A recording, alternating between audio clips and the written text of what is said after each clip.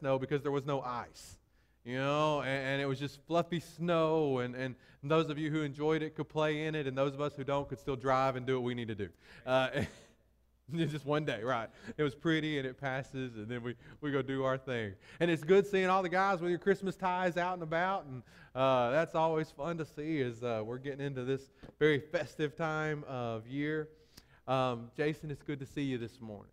Of course, Arthel's funeral was this past week, and what a blessing it was to know her, and Jason, what a blessing it is to know you.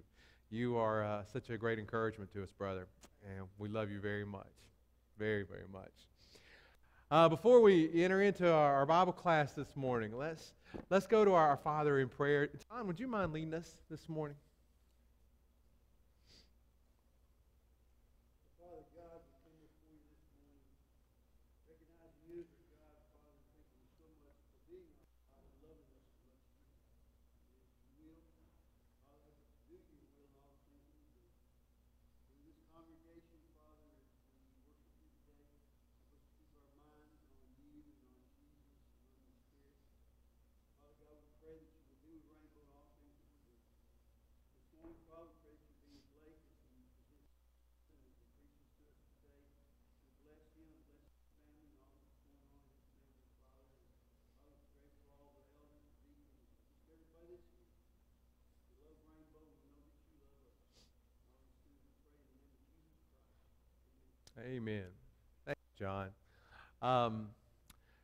Just also want to remind everyone, let's see, is there anybody upstairs? Hey, Dan was up there, and I think Dan's gone. Now I don't have the ability to click. Hey, Chris, can you go move the cursor onto the arrow so I have the ability to move from slide to slide? Thank you so much. I appreciate that. Do want to just remind everybody, of course, tonight we're continuing our series at 5 p.m. on how to, as best we can, how to have good grief during the Christmas holidays. And so if you know anybody, you want to encourage them to be a part of that. If you haven't been a part of that, we hope that you can. Hope that you will be a part of that. That's this evening at 5 p.m. If you haven't already got a worksheet, Eugene is passing those out right now for us. If you didn't get one coming in, if you'll just raise your hand, and I know he can get you one of those, and I appreciate him doing that. He's a wonderful passer outer. I appreciate that very, very much. All right, are we ready to move slides? Chris says yes, but my clicker says no. There we go. Good, because the last thing I want to do is lose my temper over technology right before I teach a class on anger. Like that would just not be the best introduction as we continue our study. But we all know how easy it is to lose our cool even over the most trivial things in life, such as technology. And that's why when it comes to the subject of anger, it becomes very important for us to spend some time to think about it, because there are some places and moments where anger really has its place, but it becomes essential for us to learn how to recognize what it is, and even more importantly, learn how to deal with it in appropriate ways. I think all of us have either witnessed or we have experienced that outward expression of anger. We might call it rage, something similar to the picture on the screen behind me, where that little just inner demon of sorts comes out of some folks, or maybe even out of us, where you're just unrecognizable. I mean, there is screaming, there's yelling, there's stomping, there's anger, there's just raw, and just this uncouth sense of emotion that comes pouring out of a person sometimes when they're trying to deal with their anger. I think, last week I shared with you that the introductory line in the old Incredible Hulk television show was, "Mr. McGee, don't make me angry. You wouldn't like me when I'm angry." And there's just so much truth to that statement, so much deeper than even that television show probably realized, because the reality is nobody does like us when we're angry.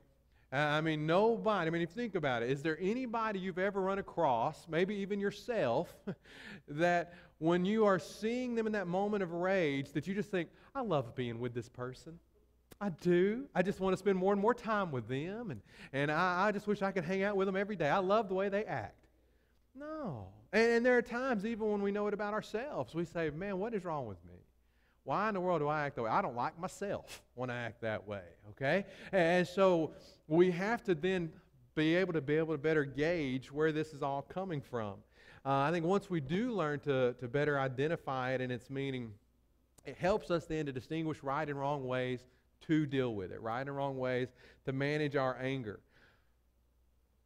We make the choice how we handle our anger. That is so very important to grasp and to believe. Because far too many of us, when it comes to our anger, we will say, I can't help it. We are lying to ourselves when we say that. When it comes to our anger, we do make a choice. We make a choice how we handle it, how we deal with it. That's on nobody's shoulders but ours. But again, it amazes me how quickly we as human beings learn to pass the buck, right? I mean, in our anger issue as adults, a lot of times we will point the finger at someone else and say, well, I wouldn't have got so mad if they hadn't have said this, if they hadn't have done that. And so then we want to start blaming everyone around us for our reaction, for what we did in the moment.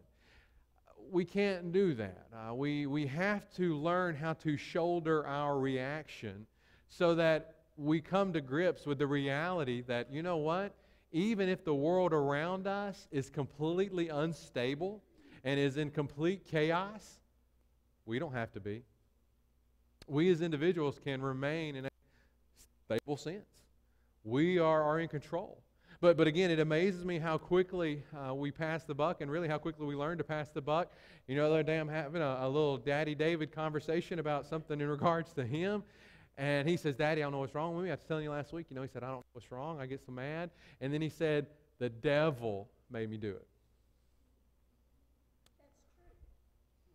In the book of John, Mhm. it says, when anger, it comes straight from himself. But I choose to do it. Yes, and that's Right. Yeah, so the devil can't make me do anything. Is that anger from the devil? Yeah. But the devil can't make me react in a sinful way.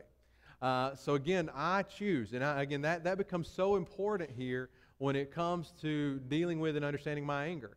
I have to come to this understanding of my choice. If I'm going to move further to be able to deal with it, I have got to come to this simple understanding first. So what we're going to see this morning is 5 different categories, 5 different ways to kind of handle our anger. It's 5 choices because, again, no two people deal with their anger exactly the same, but I do think it can fall into one of these 5 choices for us. The first 3 that you're going to see, they don't help. They just perpetuate anger. It just keeps it going within you. And it really keeps conflicts among us, continues to snowball.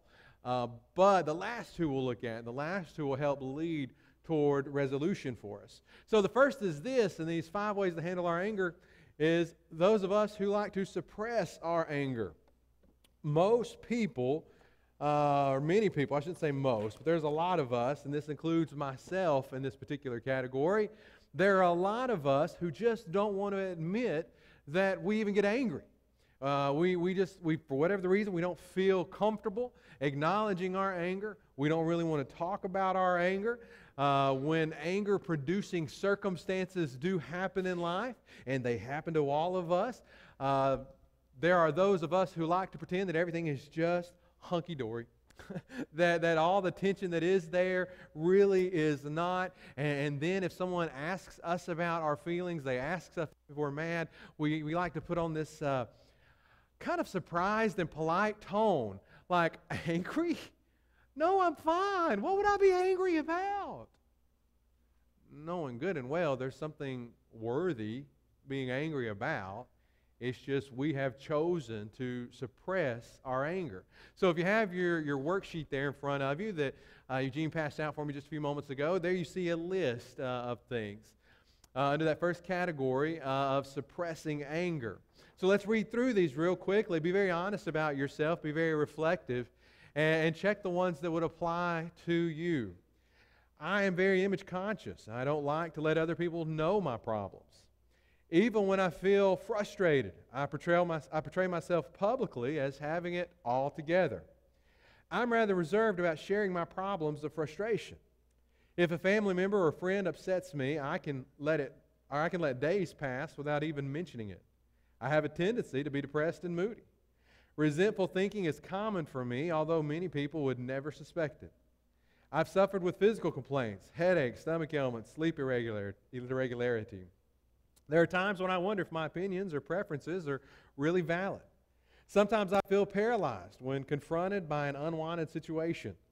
I am not inclined to initiate conversations about sensitive or troublesome topics.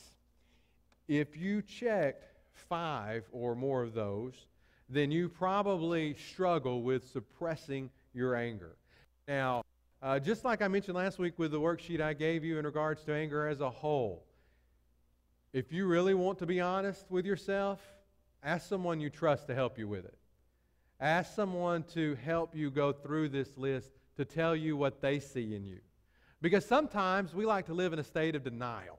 And sometimes the last thing we were able to do, or that we will choose to do, is to be honest about our own feelings and how we deal with things.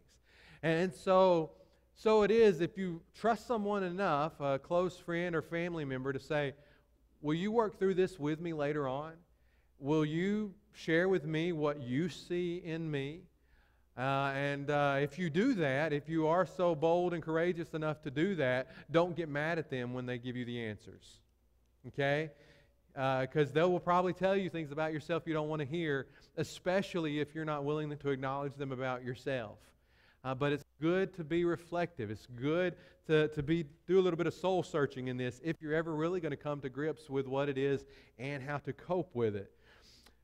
Some of us, when it comes to suppressing our anger, I think some of us learn to do it for a number of different reasons.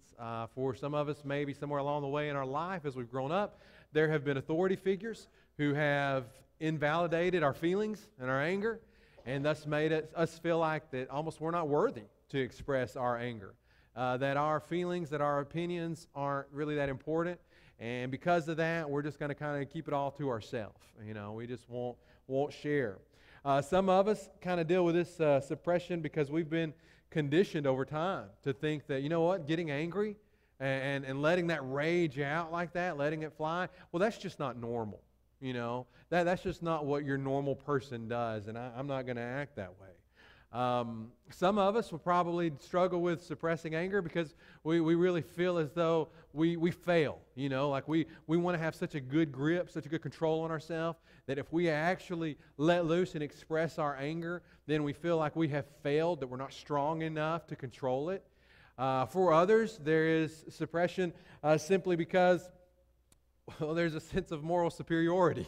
You know, only heathens get angry. Only a heathen would act that way. And so this like self-righteous thing comes up within us that causes us to suppress our anger because, well, we are simply too good to get angry. Most counselors would agree that while this is a choice, suppressing your anger is a choice, it is not a healthy choice. And it is not one that's going to lead toward resolving whatever your anger issues might be. For others, we choose open aggression. Now again, this is what most people think of when you think of the definition of being angry. Like we talked about last week, for far too many of us, we automatically assume that anger is always about the open aggression, you know, the outburst of anger that Scripture would talk about. But anger shows its head in many different ways and in many different people. But like the definition that we looked at last week that so often brings about anger within us, if I'm trying to take a stand for my personal worth and my needs and for my convictions, open aggression comes when I'm going to do those things even at the expense of someone else.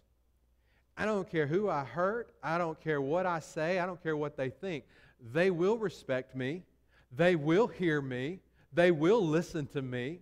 And I'm going to be hurt. And so when that happens, then there's this explosiveness, and there's rage, and there's intimidation, and there's blame. And it leads to all kinds of bickering and criticism and griping and sarcasm. When a person is just so focused on their own personal needs, I will be heard, that all of a sudden they could care less how it affects anybody else in the room.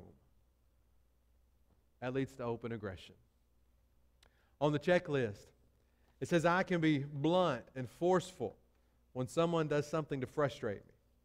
As I speak my convictions, my voice becomes increasingly louder. When someone confronts me with a problem, I'm likely to offer a ready rebuttal. No one has to guess my opinion. I'm known for having unwavering viewpoints. When something goes wrong, I focus so sharply on fixing the problem, I overlook others' feelings.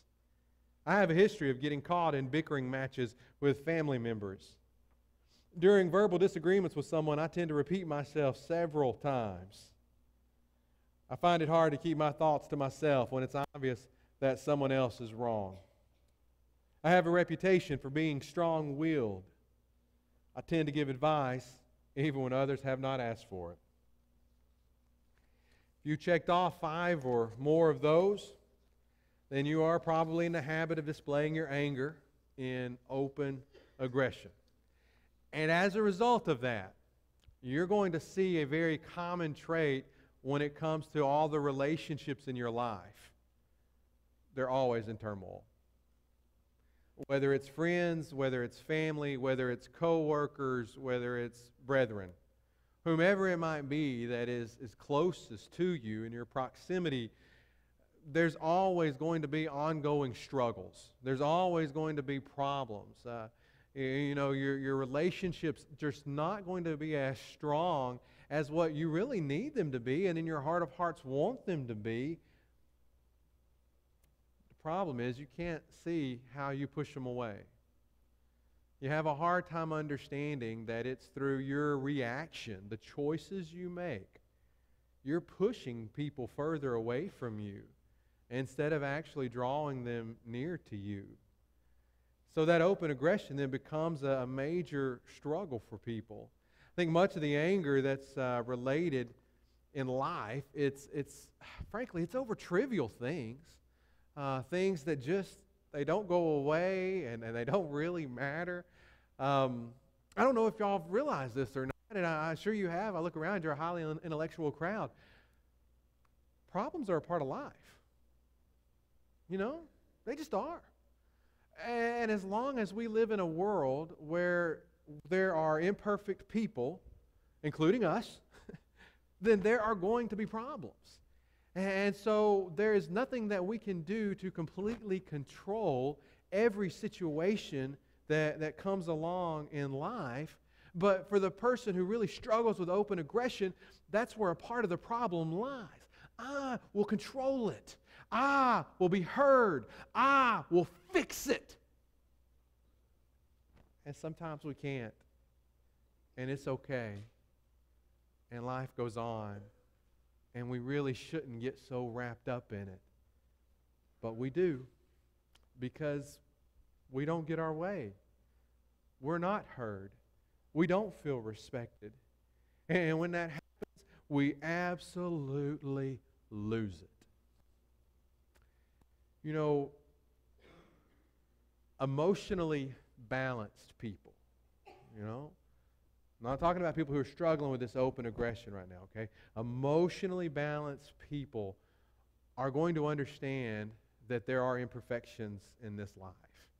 And they're going to accept the limits that there are in this life, whatever they may be. They're going to understand the limits when it comes to trying to force people into their own mold and forcing everyone into their own opinions and convictions.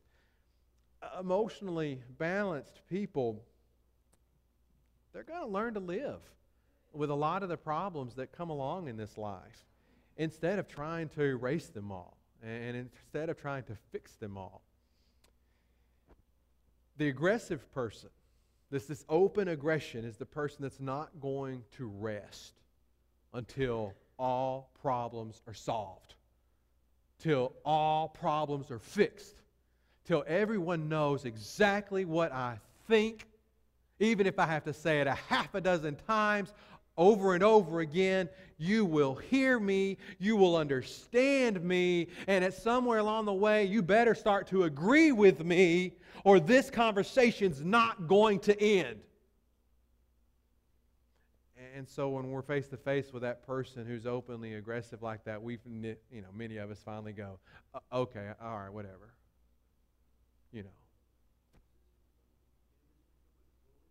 Sure. I'm sure, yeah. Absolutely. I think there are a lot of people who would struggle with a bullying mentality that would display it in this type of open aggression. Absolutely. Absolutely. So it's an option, but again, not a good one, right? Not a healthy option. Because again, I think more than likely for all of us, if we've lived any amount of time on planet Earth, we have been the victim of someone's open aggressions. Somewhere along the way, someone has opened mouth and just emotionally vomited on us all of their anger, all of the wrath, all of the frustration, just whoa! And we've taken it, and nobody likes it. So then why do we dish it out? I mean, if we know how bad it hurts, then why do we then turn around and do it to someone else? Which again is, like John just said, that's what happens with bullies too. So a choice, but not a good choice. Then we have those of us who are passive aggressive. Some people are, again, they're determined to suppress the temptation for rage. They're going to push down that openness. They don't want to do that. They refuse to explode, but they become very passive aggressive with their anger. Again, they suppress it. They're still trying to preserve their self-worth, their needs, their convictions, but they do it in a quieter manner, but still at someone else's expense. I'm still going to hurt them. I'm still going to take a shot at them. I may not be as loud about it, but they're going to know how I feel. Now, if you have the list there in front of you, under the passive aggressive, it says, when I'm frustrated, I become silent knowing it bothers people. You ever done that? Giving people the cold shoulder? You ever just stop talking to somebody, or somebody just stop talking to you? And why? Because they'll know I'm upset. Do they know why you're upset? Probably not. Not unless they're a mind reader. But they'll know I'm mad. Shows them. Okay. I'm prone to sulk and pout. When I don't want to be a project, or when I don't want to do a project, I'll procrastinate. I can be lazy. When someone asks if I'm frustrated, I will lie and say, no, everything's fine. Now let that statement really sink in. Let the gravity of that statement sink in for just a moment. For those of us, and I will say including myself, who have on times and many, many times, because I choose to suppress, when someone says, are you upset? Are you mad? And I say, no, I'm fine. I lie and I say I'm fine. I'm just trying to avoid a problem. I just don't want to talk about it. I don't want to deal with it. So I lie and say I'm fine. There are times when I am deliberately evasive so others won't bother me. Maybe I don't answer their phone call. Maybe I go the other direction in the hallway at work. Maybe I sit on the other side of the auditorium at the church now. It could be any number of things. I sometimes approach work projects half-heartedly. When someone talks to me about my problems, I stare straight ahead. I complain about people behind their backs, but resist the opportunity to be open with them face to face. Probably a lot of us should check that one. Sometimes I become involved in behind-the-scenes misbehavior. I sometimes refuse to do a favor knowing it will irritate him or her. Passive aggressiveness, if you checked 5 or more of those on this list, it does show that tendency to be passive aggressive in your anger. You feel like you're in control. You feel like you've put limits on things and that you've got everything under control in regards to your anger. But you're still communicating your anger in a way that's hurtful. You're still communicating your anger in a way that's not leading to resolution, but is actually causing more tension and causing more strife. Because even if in your mind you find it, I don't know, I would say funny, but that's probably not the right word. You think you're in control, you got it all handled. Well, people aren't dumb. You know, people can tell when we're upset. People know when we're being passive aggressive. They can feel that. And so rather than dealing with whatever it is and wherever it's coming from, we're actually just adding fuel to the fire. We're just causing that tension to grow and just causing it to get worse instead of better. The passive aggressive person, just like the aggressive person, has one goal, and that is to win. I'm going to win. I'm going to get the last comment in that sarcastic way or condescending way. They're going to know I'm mad because I'm not talking to them. I'm giving them that cold shoulder. I'm going to make my little subtle jab, and I'm going to subtly try to sabotage whatever it is that's going on. And they're going to know I'm not happy about this. Now, I'm not going to talk about it like we probably should as adults, but they'll know. And it just perpetuates. It makes things get worse. And truth be told, while the aggressive person, the open aggressive person that we just looked at, we understand how easy it is to be pushed away from that, and to be pushed away rather quickly from that. As a passive aggressive person, we do the same. It just takes a little bit longer. But over the course of time, we still push people away from us instead of drawing them near to us, because it's still hurtful and it's still harmful for people. So all three of these are options. They're choices that we make. More times than not, we fall into one of these three categories. We make one of these three choices when it comes to dealing with our anger. All three of them, they just perpetuate.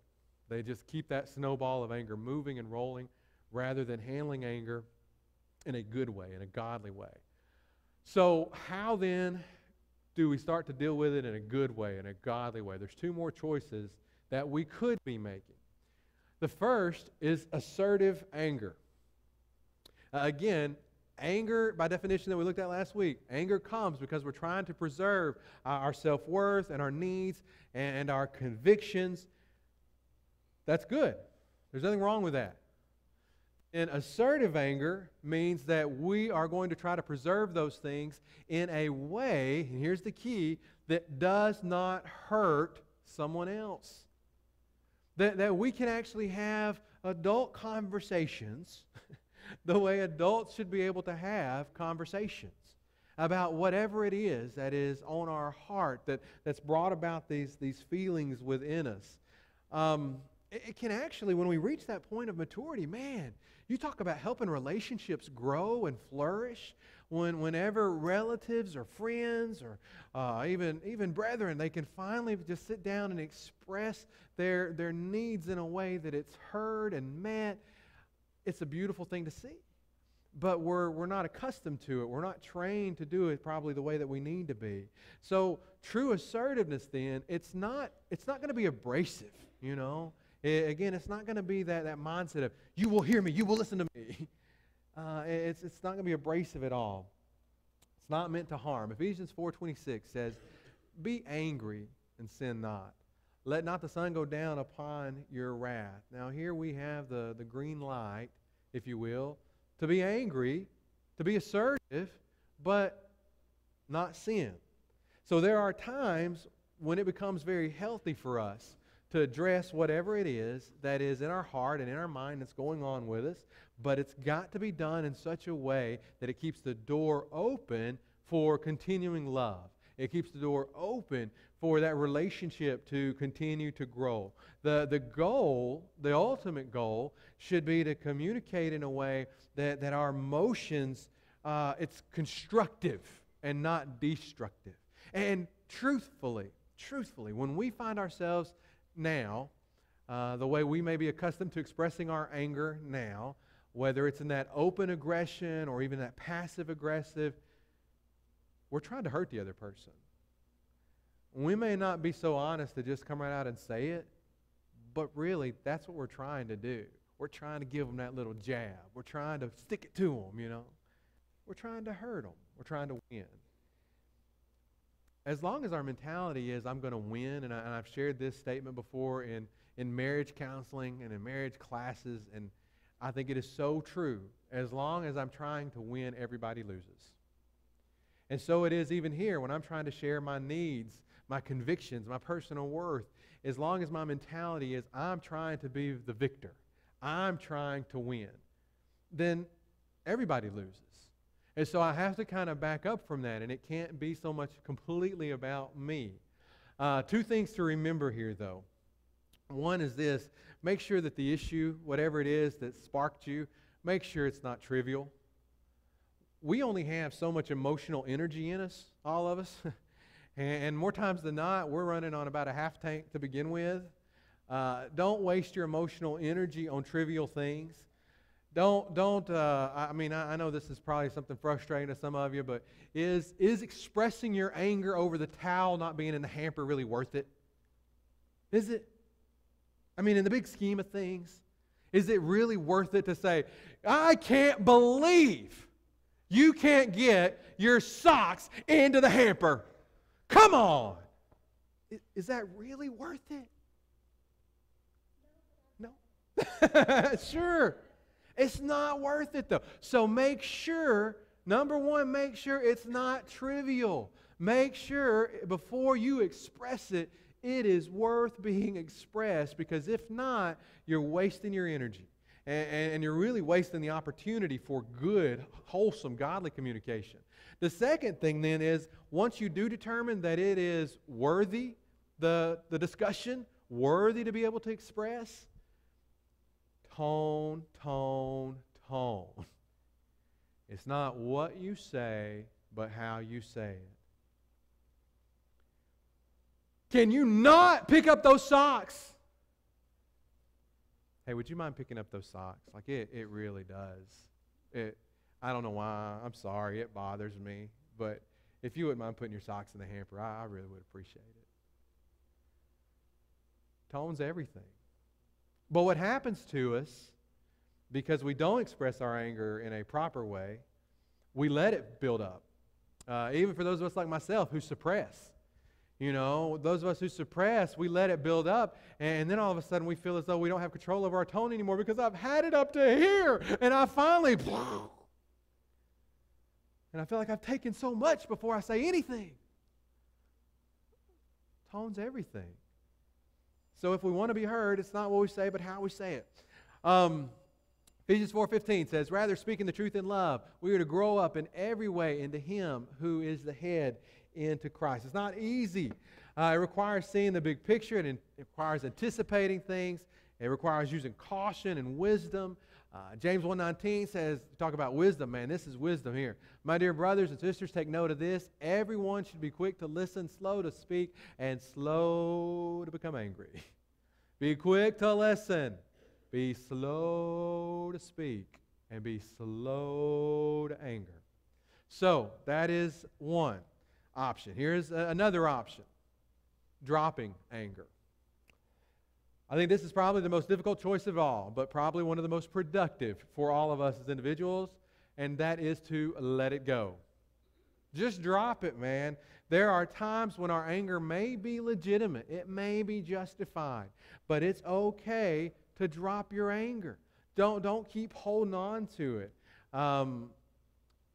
Your anger, it may be over a legitimate circumstance, and the ideal thing may be for teamwork, for the two parties to come together and to be able to talk through the needs and the convictions and the emotions and come to an understanding and a reasoning. That may be the most ideal situation, but it doesn't always work that way.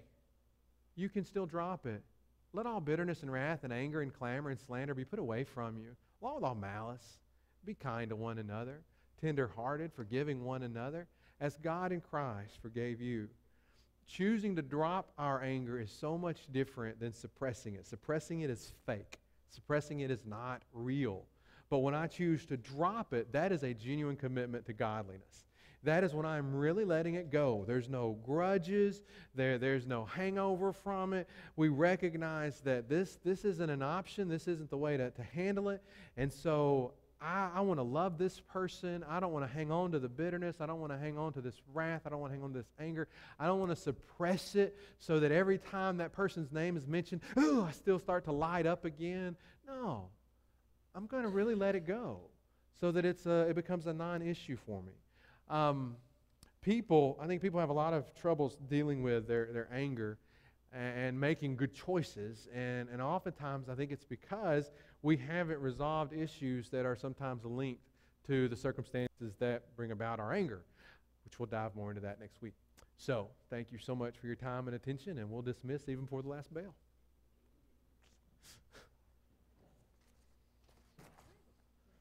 Yes, ma'am.